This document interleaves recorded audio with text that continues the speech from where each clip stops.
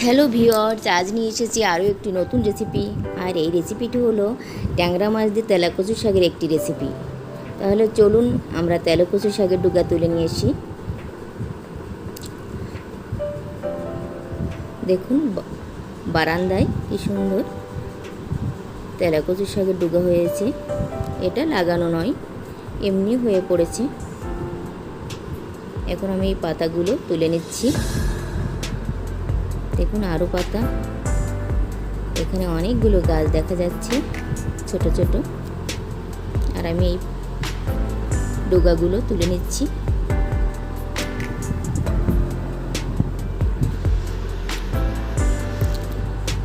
দেখে মনে হলো আপনাদের সঙ্গে এই রেসিপিটি শেয়ার করি। এই পাতাগুলো খুবই উপকারী। আমি সুন্দর করে পরিষ্কার করে নিচ্ছি। আর এই তেলাকচু শাক প্রেশার কমাতে সাহায্য করে।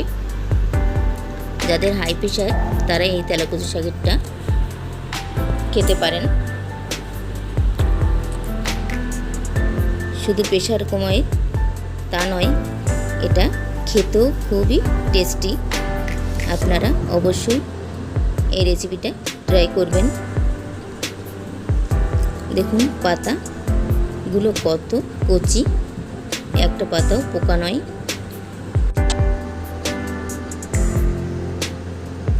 আমি এটা ফেলে দিচ্ছি, এটা গলবে না। দেখুন এগুলো গলে না, এগুলো আমি ফেলে দিচ্ছি। এখন আমি এই পাতাগুলো ছোট ছোট করে কেটে নিব ডাটা সহ। দেখুন এভাবে করে আপনারাও কেটে নেবেন।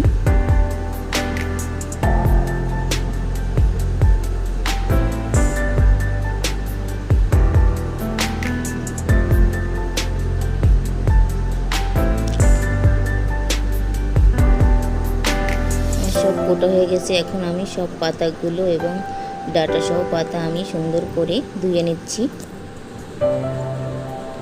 ধুয়ে আমি ঝরা দিয়ে রেখে দিয়েছি।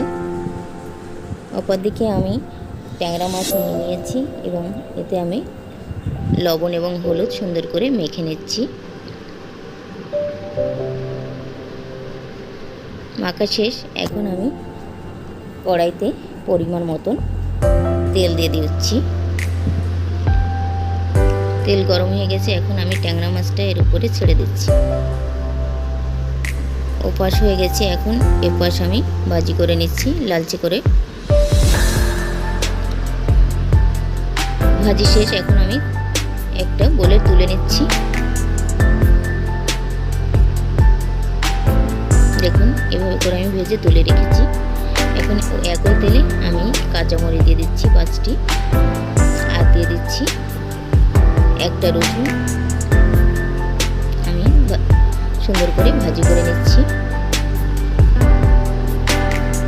এখন দিয়ে দিচ্ছি একটা আলু এবং কিছু কাঁঠালের বিচি। ভাজি শেষ। এখন আমি এ পর্যায়ে জল দিয়ে দিচ্ছি। জল যখন ফুটে আসবে তখন আমি হলুদ দিব, এর আগে আমি হলুদ দিব না। এই যে জল ফুটে এসেছে, এখন আমি হলুদ দিয়ে দিচ্ছি। দেখুন জল গরম হলে হলুদটা দিলে ঝোলের কালারটা কালারফুল হয়ে আসে এবং তরকারিটা খুবই সুন্দর দেখায়। এখন আমি সেই তেলাকচু শাকের পাতাটা দিয়ে দিচ্ছি।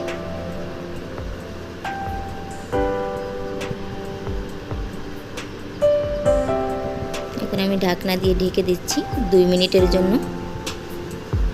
2 মিনিট পর আমি এখন একটু খুন্তি দিয়ে নেড়ে দিচ্ছি।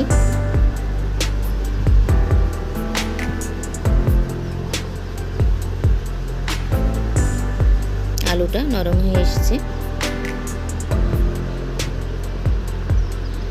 এ পর্যায়ে আমি দিয়ে দেব লবণ।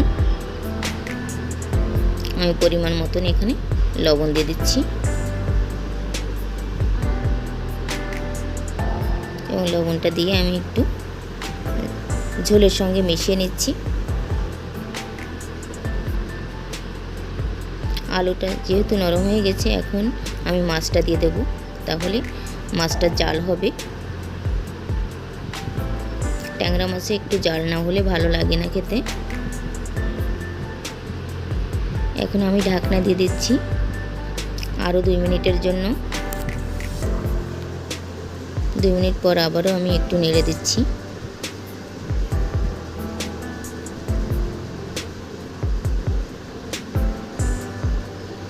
আমি মাছটা ভিতরে ঢুকিয়ে দিলাম।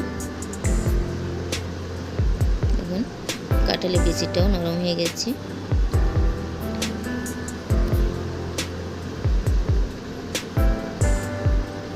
এখন আমি দিয়ে দিচ্ছি 1 চামচ জিরা বাটা, দিয়ে সুন্দর করে আমি একটু ঘেটে দেব।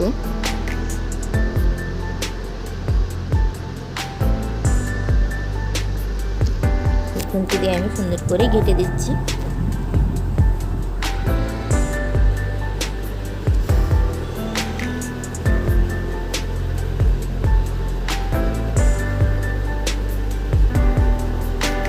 আমি কিছু আলু হাতার দিয়ে গেলে দিচ্ছি।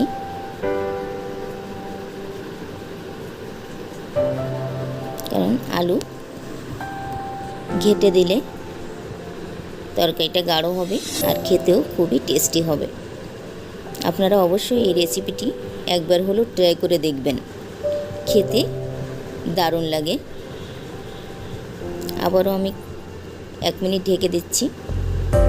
1 মিনিট পরে আবারও একটু আমি নেড়ে দিচ্ছি।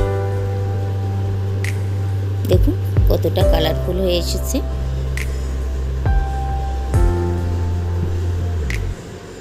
আমার রান্না শেষ, এখন আমি চুলাটা অফ করে দিয়েছি। আমি এখন একটা বলে তুলে নিচ্ছি। আমার রেসিপিটি ভালো লাগলে অবশ্যই আপনারা লাইক, কমেন্ট এবং শেয়ার করতে ভুলবেন না। আর আমার চ্যানেলে নতুন হলে অবশ্যই সাবস্ক্রাইব করে পাশের বেল বাটনে ক্লিক করে রাখবেন।